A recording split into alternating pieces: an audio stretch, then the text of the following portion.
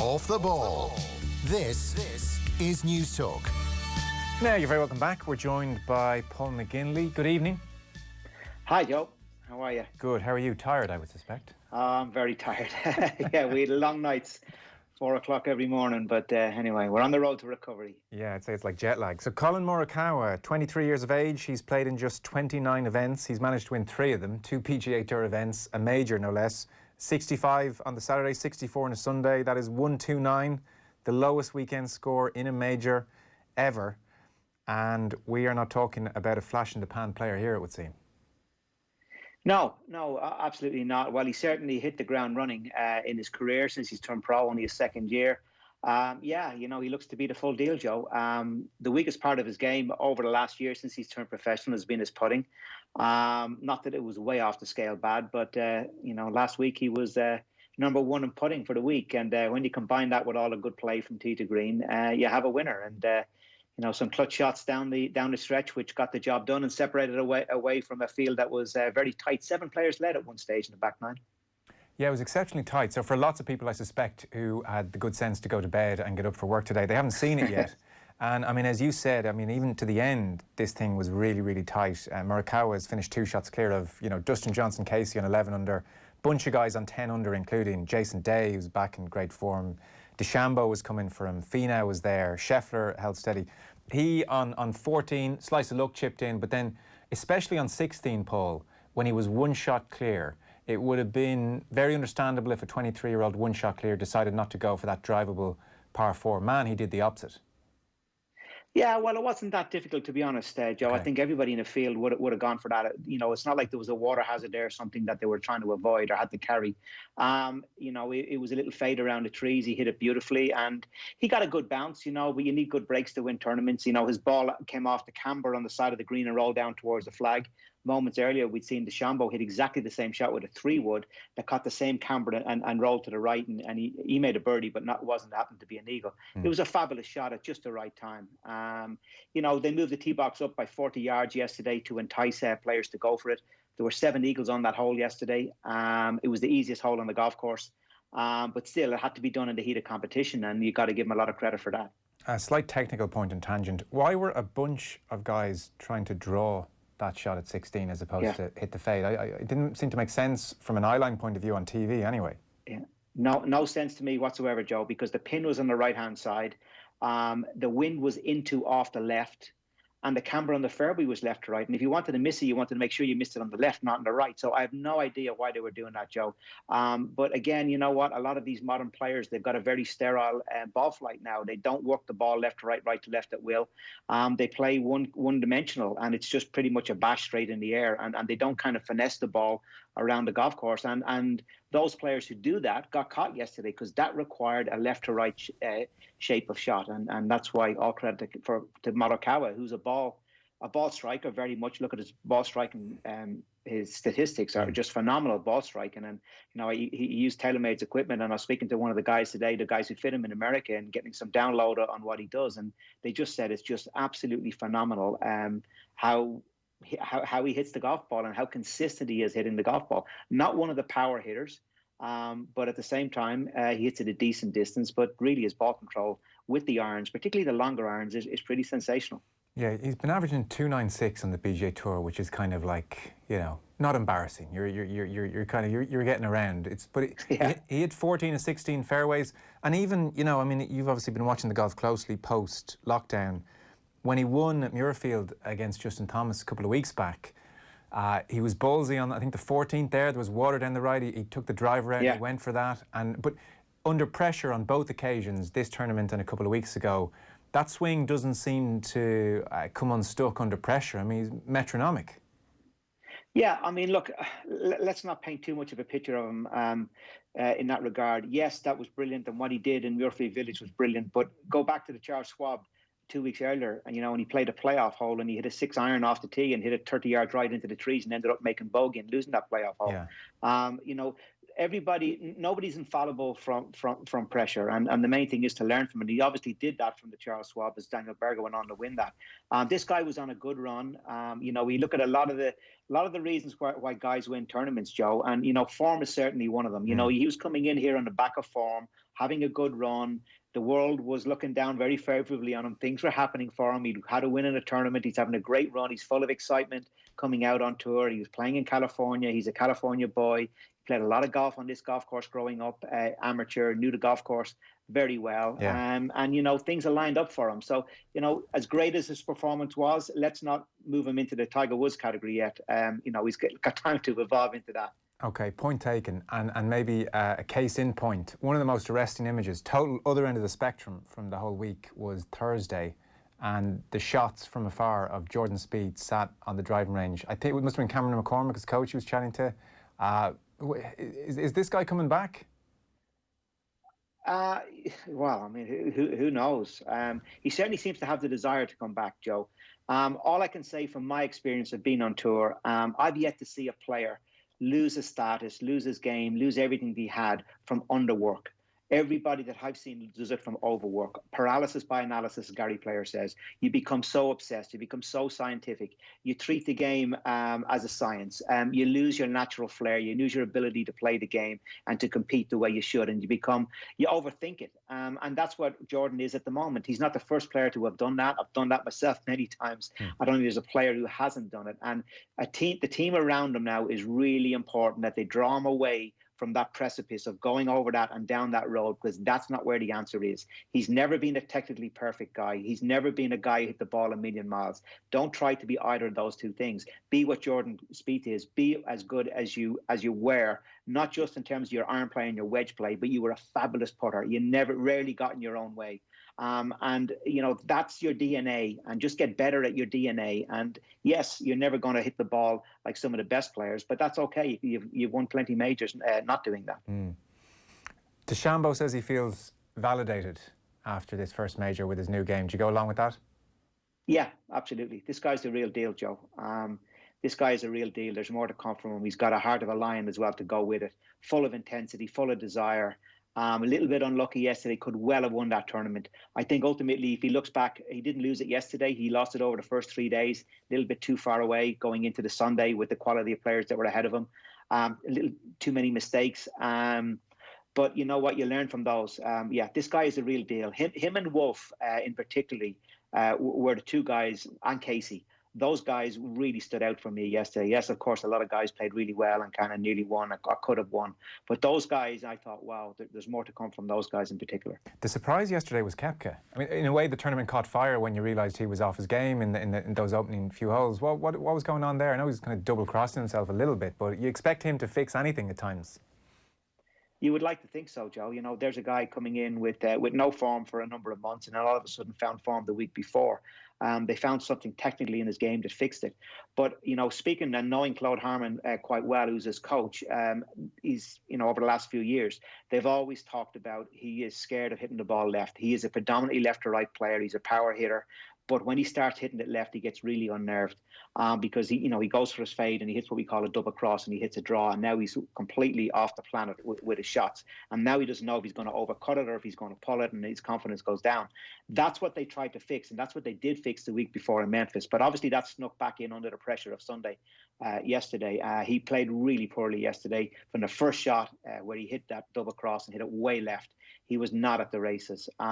So, Jack Nicklaus always said, one of the great lines from Nicklaus is, golf is a game of adjustments, and you've got to have ownership of your game. And in the heat of competition, you need to be able to fix your ball flights. And that's something that probably the lesson that he's going to have to take away from that, to say, right, I need to get to the bottom of this, and I need to have a feel and a shot to go to. When I feel that I'm going to hit it left, I need to have a shot to go to. So this game is constantly evolving, even for a player as great as Brooks is. Let's talk Rory then. It's another major where he doesn't really feature at the beginning, and certainly not at the business end.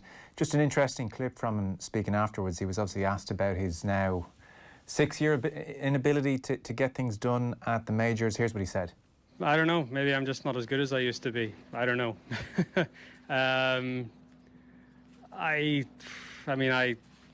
really don't know. I feel like the golf that I've played, in the majors has been sort of similar to the golf I've played outside of them, and I've won some big events and played well, and had a good season last season. Yeah, I can't really put my finger on it. I go out there and try my best every single day. Some days I play better than others, and just got to keep going and keep persisting, and see if you can do better the next time.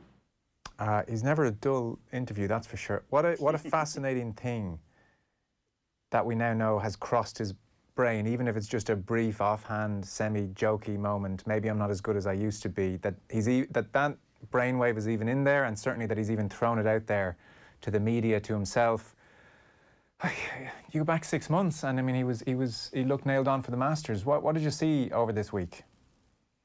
Yeah, absolutely. I mean, I'm not buying he's not good enough. He is fabulously good enough. The previous up to the lockdown, he played the best golf of his life, Joe. Statistics will illustrate that. His wins will illustrate that. His performances of top fives and top tens will illustrate that. That's not that long ago. That was back to the end, March, up to March. He's lost his confidence. He's lost his intensity. I've been saying that for a while. He's not the same guy at the moment. And you know what? Sometimes that happens. You've got to ride through it, not overthink it. And understand it and give the reasons to yourself honestly as to why you've lost your intensity. Is it the crowds, and is it something off the course? We don't know. I mean, he hasn't said anything. We don't know about that, but certainly he's not the player he was before, and he's making a lot of mistakes. He had 13 bogeys and a triple bogey last week. When you look at the leaders, are only making 3 and 4 bogeys. You're not going to win major championships with that, and that looks like a guy who's making too many mistakes. The concentration levels are not there. The intensity levels, like I've been saying for the last 2 or 3 months, are not there. I don't see it's a really technical problem. And we've seen this a lot from Rory. He goes into a slumber, and then he'll come out of it again and he'll take off. So, as fans of Rory and fellow countrymen of Rory, we've just got to sit back, and it's part of the DNA of who he is, and he'll come out of this. He's just gone into that kind of a slumber of mediocre performances, and he's down on himself, and he doesn't have the energy levels that he would normally have, and all of a sudden then something will ignite him, and he'll be up and running again. So I wouldn't be overly concerned, and I certainly don't think that he's not as good as he used to be. Yes, there are some guys coming onto the pitch that weren't on there before, and they are full of that desired intensity, but Rory's got a game every bit, if not better than all of those. Yeah. I was watching round 2, and I think you were in commentary at the time, and you called it straight away, and it continued for much of that round until he suddenly ignited later on and got birdies. I should add, but it was a start on the 10th, and he stitches a wedge off the gate, and then on the 11th, he's a stunningly good drive, and his wedge is effectively misses the green short and right, and then he's got the par 3, where incidentally he could have taken a better drop and insisted for the integrity of the game of taking a lesser drop, but again it was right with his wedges, or certainly wasn't a long iron. And I get the slumber point, okay, and the intensity point, and maybe for reasons we don't know, he hasn't been able to practice as much as he likes, or who knows what's going on. We're working off glimpses. Why is his wedge game so volatile? That it's so good however many months ago, okay, it mightn't be razor sharp, but there seems to be this degree of all or nothing at times with his wedge play in particular. Yeah, again, Joe, I mean, again, not overthinking or overanalyzing it. There is no technical reason for that. He used to have a lot of flash speed down the bottom. Now you see him playing a lot of those sawed-off shots, which we've been saying for a number of years is the best way of controlling distance with the wedge plays. Well, actually, sorry to interrupt. I didn't see him doing the sawn-off finishes much this week. Did you not? No. Yeah, well, if that's the case, then I mean you're observing better than I am as an analyst. I doubt that. But I didn't know the sawn-off fish is a very distinctive thing with him. I thought he was finishing his wedge swing a bit more. Well, I feel when he saws off the wedge plays, that's when he controls his spin best, and that's when he controls his height better, Joe. And I think that's where his wedge play was improving too. And I'm sorry to go back to the same point and sure. Repeating, and I just think that he is not tuned in. He's not intense. He's not the normal energy levels. And when you are that, you make silly mistakes. You get sloppy. You miss. You don't think straight. You're not on the edge as a competitor, and that's where he's at the moment. And I don't think there's a technical reason here. I think what we've seen from him for the last 18 months show you that he knows how to play different wedges and different distances. He's obviously dialed that in. You ask good questions about is he practicing enough or as much as he has been. Has the fact that he basically self-admitted took 2 or 3 months off during the COVID and didn't hit a shot at all. Is that now coming back to haunt him? We don't know that because he hasn't spoken about it, but they could be all reasons. But I don't see a technical reason there. He certainly has the ability, and I just think that for some reason his intensity and his concentration levels have just dropped off. But I'm still pretty confident that something is going to ignite him. It could be this year, it could be next year, but something will ignite him, and he'll burst back into, winning and competing again. Okay. Tiger Woods is kind of trying to do the miraculous, isn't he, turning up at these majors the way he is? I think so, yeah. It's very difficult. I don't care how good a competitor you are, and Tiger Woods is the best. It's very hard to go from no golf and then turn up against these guys. I mean, look at these guys, how sharp and how hungry and how... I mean, just look at the intensity level of somebody like DeChambeau. I mean, this guy wants it so bad, Joe. Morikawa, Wolf. I mean, these guys were racing towards the line on Sunday. They're full of ambition. They're full of desire. And it's very difficult when you're not competitive and you haven't been competitive to turn up and all of a sudden turn on the ignitions to the same intensity levels that these guys have.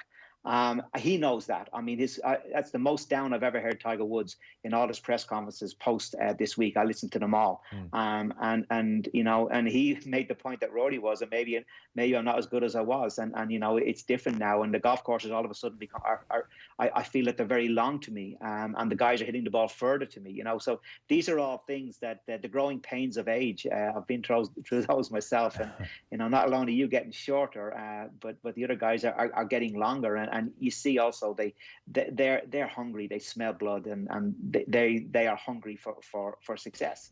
And if you're Tiger Woods or Paul McGinley, it doesn't matter. They're stamping all over you because they have an intention of winning these big tournaments, and that's great for us as observers of the game.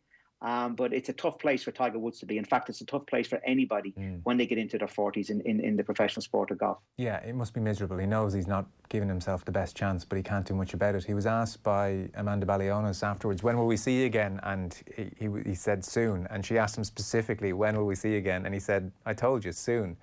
Like, it's conceivable he rocks up at the US Open. We don't see him before that. Augusta will suit him. Will Winged Foot suit him at the US Open? I mean, are we looking at Woods kind of at Augusta and maybe an Open, as there is kind of chances for the kind of dying of the light over the next 2, 3, 4 years? Yeah, I think in all probability, yeah, there is best chances. Certainly Augusta is. Augusta is a course where you got to be clever, have a lot of guile, and brilliant approach play. We all know how good his iron play still is. Still one of the best on tour with his iron play. His putting, he won the Zozo last year and putted incredibly well doing that. But his putting is not to the level that it used to be. I mean, I've been trawling over the stats for the last, in preparation for last week, and looking at Tiger at his best. And, because my question to myself was, why is John Ram world number one, then Justin Thomas, then Rory McIlroy, and, Justin Johnson may be coming back shortly again. And why are they not able to hold it? And there's just one thing that's just standing out like a beacon.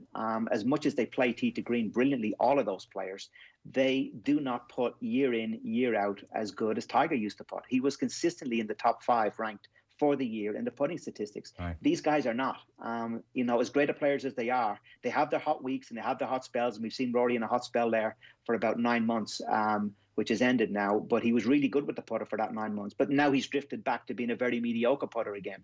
And that's what made him so special. And putting is a huge ingredient, as we know, in the game. And it's the reason why Morikawa, number 1 in putting, I'll go back to it again as to why he won this week. Yeah, he's 140th usually. So he caught fire this week. You think I'm blowing up Morikawa a little bit? I mean, are we looking at a 2 major wins and 12, 13 kind of PGA Tour victories type? Yeah, I wouldn't say blowing up is not fair, but I think the landscape is very different, Joe. We have to respect the landscape that he's playing in. At the moment, the cards are falling for him. At the moment, life is great. Things are happening. He's winning. That's not always the case, as we see with Jordan Spieth, as we see with Rory McIlroy. And how he deals with those downturns will be the crucial factor in terms of where he's coming.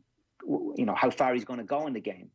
The game doesn't always throw you the same hand all the time, and how he deals with those is going to be the big question, because what he doesn't have is a dynamic game that's far superior than anybody else's. Yeah. What he has is a brilliant game that you could paint 10 guys of a game just as good as his.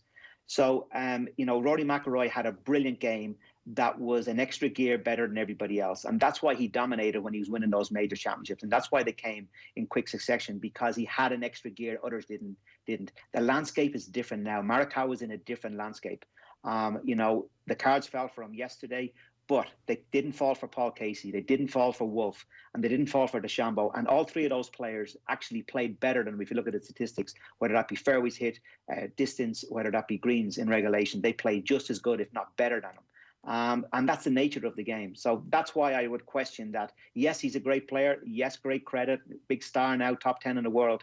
But is he going to be another Tiger Woods, and is he going to run off into the sunset as a dominant player for 10 years? I'd question that. Okay. Don't worry, says the grizzled old pro. Life will get you. That's what I'm hearing. Well, life gets us all, Joe. It sure does. But just going back to the golf course, Joe. I just want to make a point of the golf course. And just before I come on here, I was checking a bit of social media to see what people were saying regarding yesterday. And, there's a bit of a narrative out there about, so much for everybody saying it was a big hitters golf course. And Morikawa was ranked 51st in driving distance for the week, and the shorter hitter still gets it done. There's always outliers. And if you look at the rest of the top 10 players, they were littered with big hitters. The average, I just did a quick calculation there, the average distance that players hit in the top 10, the other 9 was about 15th. So it was very much a big hitters golf course. But when you output everybody else, you're going to get the job done. And he hit good fairways. And the key for him, because he's not one of the dominant players off the tee, is to hit a lot of fairways. And he hit a lot of fairways this week because he led that category. And secondly, he put it better than anybody. And that's how he gets the job done. That's his DNA. And it's important, if I was going to give a little bit of advice to him going forward, that he sticks to that DNA and he doesn't think, right, now I need to get to the next level. Now I need to become Bryson. Now I need to chase distance, because that's when you get into trouble. That's what we've seen with Jordan Spieth. Last point for you. Brooks Koepka is bringing a slightly new element to the game in that I guess it's trash talking to some extent or other. I mean, everyone kind of laughs when it was Bryson DeChambeau. I mean, it was like everyone give Bryson a kicking. That's kind of in vogue. So he was asked on the Saturday night about, the leaderboard as it stood, and he was pretty disparaging about Dustin Johnson. He was like, I like my chances. When I've been in this position before, I've capitalised. Dustin, he said, has only won one. DJ's been in the spot a few times. He hasn't been able to capitalise. Now, maybe non-golfing people are like, what is so outrageous about that? But it was put to McIlroy, actually, who was watching on the TV on the Saturday when he saw that interview. He kind of an interesting point about Koepka's comments. Have a listen. When I was watching the golf last night and heard the interview, and just sort of taken aback a little bit by sort of what he said and whether he was trying to play mind games or not. If he's trying to play mind games, he's doing it to the wrong person. I don't think DJ really gives much of a concern about that, but just different. I certainly try to respect everyone out here. Everyone's a great player. If you've won a major championship, you're a hell of a player. Doesn't mean you've only won one. You've won one, and you've had to do a lot of good things to do that. And sort of hard to knock a guy that's got 21 wins on the PGA Tour, which is 3 times what Brooks has. Pretty interesting. I mean, I thought it was a little checking of a guy whose confidence has been celebrated, and to an extent the trash talking has. But I thought there was a degree of, well, hang on here. Is this where we're going with the game? Listen, Joe, it's good. Come on, you like it. We all like it. Media turns down story. Yeah, exactly. Yeah, it's all good fun. It's a bit of banter. It's a bit of slagging. I mean, he got stuck into Rory at the end of last year too. And again, Rory, one of the reasons I think Rory ignited was that little barb that he got from Brooks. And listen, it's fair game. It's no big deal. Is it fair game? So you wouldn't be in the locker room going, what's that about? No, listen, you can get in your high horse if you want, and you say, oh, you got to respect your opponents and all of those things, And the important thing is, only Brooks can answer this question. 2 things went wrong for him yesterday. A, he hit the ball all over the golf course. And B, the second question is, was he affected by that interview and the fact that he got lashed on social media and lashed in the media from a lot of people, including Rory, as to for having that comment, and that affect his mental preparation for going out in the last round? We don't know that. Only Brooks can answer that question. Yeah. But listen, for me, it's fair game. It's not a big deal. Okay. No, look, he's box office, isn't he? From a guy who no one wanted to interview 2 years ago. Yeah. Meanwhile, Hao Tung Lee is still on the driving range, we're told. Unconfirmed reports. Oh my God! Could someone not have dragged him off? Oh, I know. He's a great guy. He's a hard worker. But we all go and practice after play. Leading a major championship. And here was the big problem, Joe. The big problem was he played at 11 minutes past 7 that morning. So he had finished early at lunchtime, had his lunch, and came back and was still out doing that practice later on. You're leading the tournament. Energy levels are so important. They all have sports scientists now, and one of the big things is sports science. In fact, the biggest thing, the sports scientists, you watch them wearing those Whoop watches and all those things that they're wearing now, and Fitbits and all of those things. It's all to get data, because these sports scientists who are overseeing everything they do, including their diet, including their training, including their practice, it's all about energy levels. And I just felt that was an inexperienced decision there from Hao Tong and his team to let him do that. That was my call. Look, and I think a lot of people disagreed with me, but listen, that's my experience. I've yet to see a professional golfer who would have done that leading a major championship. Okay. Well, listen, super coverage on Sky over the weekend. Thanks a million. You're welcome. Thanks, Joe. Off the ball on News Talk. Splunk News Talk. Splunk is déanaí le cás na COVID-19 ag méadú, Ryan an dochtúr Matthew O'Tuchel a chuair méadúin conas mar táimid ag dul an nec leis an vírus. Le roig emet Ryan in fi TikTok fi Trump, agus déir mór trasní chealaglinn fi conas a chárách í hafá codalta le a haspánta sport. Splunk le Cuan ó Flaharta News Talk.